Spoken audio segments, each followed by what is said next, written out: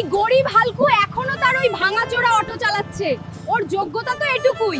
আরে রে গরিব হাল্ক, দূরে সর, আমার নতুন বাইকটা নোংরা করিস না। এই জমিদারের মেয়েটা বড্ড দেমাগ দেখায়।